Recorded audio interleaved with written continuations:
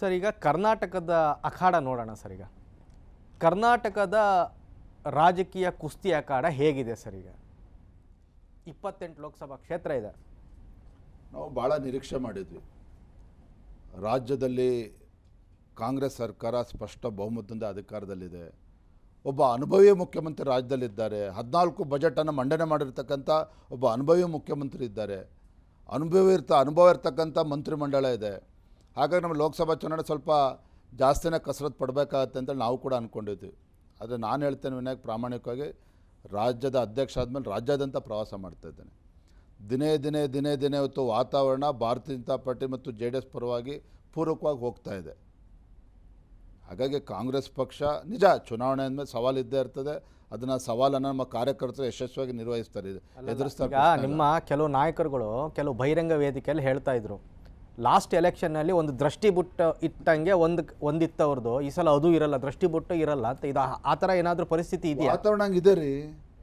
ಇಡೀ ರಾಜ್ಯದ ಎಲ್ಲ 28 ಕ್ಷೇತ್ರದಲ್ಲೂ ಕೂಡ BJP JDS ಗೆಲ್ಲುತ್ತೆ ಅಂತ ವಾತಾವರಣ ಇದೆ. ಇದು ಉತ್ಪ್ರೇಕ್ಷೆ ಖಂಡಿತ ಅಲ್ಲ. ನಾವು ಅಂದರೆ ನನ್ನ ಆದಿಯಾಗಿ ನನ್ನ ಪಕ್ಷದ ಎಲ್ಲ ಮುಖಂಡರು ಒಗ್ಗಟ್ಟಾಗಿ ಒಂದಾಗಿ ಹೋಗಬೇಕಾಗಿದೆ. ಆ ದಿಕ್ಕಲ್ಲಿ ನಾವು ಕೂಡ ಸಾಗ್ತಾ ಇದ್ದೇವೆ.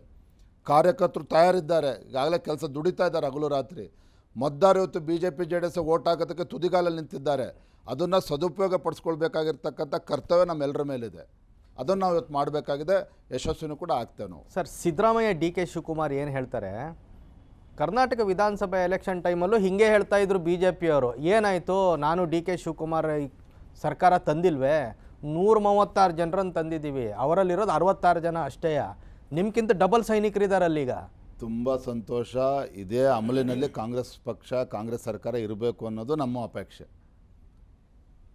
ಇವ್ರು ನಿಜವಾಗ್ಲೂ ಕೂಡ ವಾತಾವರಣ ಕಾಂಗ್ರೆಸ್ಗೆ ಪೂರ್ವಕ ಕರ್ನಾಟಕ ರಾಜ್ಯದಲ್ಲಿ ಇದ್ದಿದ್ದೇ ಆದರೆ, ಮೊನ್ನೆ ದಿನ ಮುಖ್ಯಮಂತ್ರಿಗಳು ಏನು ಹೇಳಿದ್ರು ಮೈಸೂರಿನಲ್ಲಿ ಹೇಳಿಕೆ, ಮೈಸೂರು ಚಾಮರಾಜನಗರ ಲೋಕಸಭಾ ಕ್ಷೇತ್ರ ನಾವು ಗೆಲ್ಲೇಬೇಕು, ಕಾಂಗ್ರೆಸ್ ಪಕ್ಷದ ಇಲ್ಲ ನನ್ನ ಅಸ್ತಿತ್ವದ ಪ್ರಶ್ನೆ. ಯಾಕೆ ನಿಮ್ಗೆ ಗ್ಯಾರಂಟಿ ಬಗ್ಗೆ ವಿಶ್ವಾಸ ಹೊಟ್ಟೋಯ್ತಾಗಾರೆ ಮುಖ್ಯಮಂತ್ರಿಗಳಾಗಾದ್ರೆ? ನಾನು ಇರಬೇಕೋ ಬೇಡವಾ ಅಂತ ಕೇಳಿದ್ದಾರೆ. ಇಷ್ಟೊಂದು ಅವಿಶ್ವಾಸ ಯಾಕೆ ಬರ್ತಾ ಇದೆ? ಅದಕ್ಕೆ ಕಾರಣಗಳು ಸಾಕಷ್ಟಿದೆ.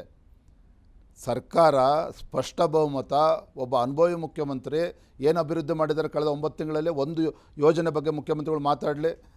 ದಿನೇ ಪ್ರಧಾನಮಂತ್ರಿಗಳ ಮೇಲೆ ಸವಾಲಾಗ್ತಾರೆ. ನೀವು ದುಡ್ಡೇ ಕೊಡ್ತಾ ಇಲ್ವಂತಲ್ಲ ಅವರಿಗೆ, ಅವ್ರ ಪಾಲಿನ ಹಕ್ಕನ್ನೇ ಕೊಡ್ತಾ ಇಲ್ವಂತಲ್ಲ.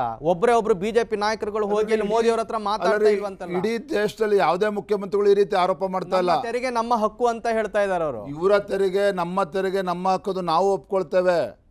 ಆದರೆ ಈ ಪುಣ್ಯಾತ್ಮರು ಕಾಂಗ್ರೆಸ್ ಸರ್ಕಾರ ಎಲ್ಲ ಯಾವುದೇ ಅಭಿವೃದ್ಧಿ ಮಾಡ್ದೇನೆ ಇವ್ರು ಏನೇನೋ ಪೊಳ್ಳು ಭರವಸೆಗಳನ್ನು ಕೊಟ್ಟಿದ್ದಾರೆ. ಭರವಸೆ ಈಡೇರಿಸೋದಕ್ಕೆ ಒಂದು ನೋಡಿ, ಮೊನ್ನೆ ಸಾಲದ ಕೂಪಕ್ಕೆ ಒಂದು ರಾಜ್ಯವನ್ನು ತಳ್ತಾ ಇದ್ದಾರೆ. ಇವತ್ತು ನಾವು ಲೋಕಸಭಾ ಚುನಾವಣೆ ಮುಗಿಲಿ ಆಮೇಲೆ ಮಾತನಾಡ್ತೇವೆ. ಈಗ ಇಲ್ಲಾಂದರೆ ಗ್ಯಾರಂಟಿ ಕಂಡ್ರಿಗೆ ಆಗೋದಿಲ್ಲ ಅಂತೇಳಿ ಮಾತನಾಡ್ತಾರೆ ಇವರು. ಕಾಂಗ್ರೆಸ್ ಅವರು ಬೊಬ್ಬೆ ಹೊಡಿತಾರೆ. ಆದರೆ ನಾನು ಹೇಳ್ತಾನೆ, ಇವತ್ತು ಶೂನ್ಯ ಅಭಿವೃದ್ಧಿ ಇವತ್ತು ಕರ್ನಾಟಕ ರಾಜ್ಯದಲ್ಲಿ. ಸರ್ಕಾರ ಅಂದ್ಬಿಟ್ರೆ ಬರೀ ಗ್ಯಾರಂಟಿ ಮಾಡ್ತಾಯಿದ್ರೆ ರಾಜ್ಯದ ಜನದ ಪರಿಸ್ಥಿತಿನೇ ಆಗಬೇಕು. ಅಭಿವೃದ್ಧಿ ರಸ್ತೆಗಳಾಗಬೇಕು, ಶಾಲೆಗಳಾಗಬೇಕು, ಮೂಲಭೂತ ಸೌಕರ್ಯಗಳು ಯಾರು ಕೊಡ್ತಾರೆ ದುಡ್ಡು? ಹಾಗಾದರೆ ಇದಕ್ಕೆ ಕೇಂದ್ರ ಸರ್ಕಾರ, ನಮ್ಮ ಸರ್ಕಾರ, ಕೇಂದ್ರ ಸರ್ಕಾರ ಏನು ಮಾಡಬೇಕು ಅದು ಮಾಡ್ತಾ ಇದೆ. ಕಳೆದ 10 ವರ್ಷದಲ್ಲಿ 2,85,000 ಕೋಟಿ ಅನುದಾನವನ್ನು ರಾಜ್ಯಕ್ಕೆ ಕೊಟ್ಟಿದ್ದಾರೆ. Everything is on record. ಮುಖ್ಯಮಂತ್ರಿಗಳು ಬೊಬ್ಬೆ ಹೊಡಿತಾರೆ, ನಮಗೆ ರಾಜ್ಯ ಕೇಂದ್ರದ ಅನ್ಯಾಯ ಮಾಡ್ತಾ ಇದ್ದಾರೆ. ಇಷ್ಟೊಂದಾಯ್ತು, ಕುಡಿಲಿಕ್ಕೆ ನೀರಿಲ್ಲ, ಆದ್ರೂ ಸರ್ಕಾರದವ್ರು ಏನು ಹೇಳಿಲ್ಲ.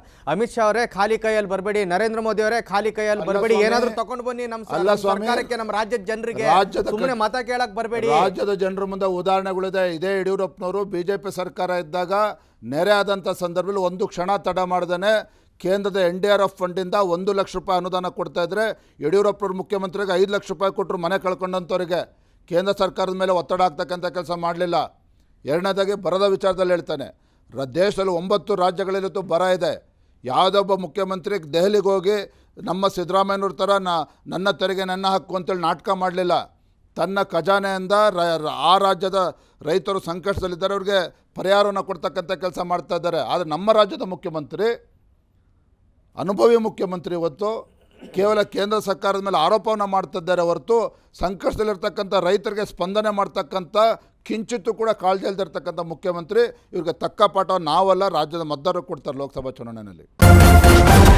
ನ್ಯೂಸ್ ಫಸ್ಟ್, ನಿರ್ಭೀತಿಯಿಂದ ನಿಮ್ಮ ಪರವಾಗಿ.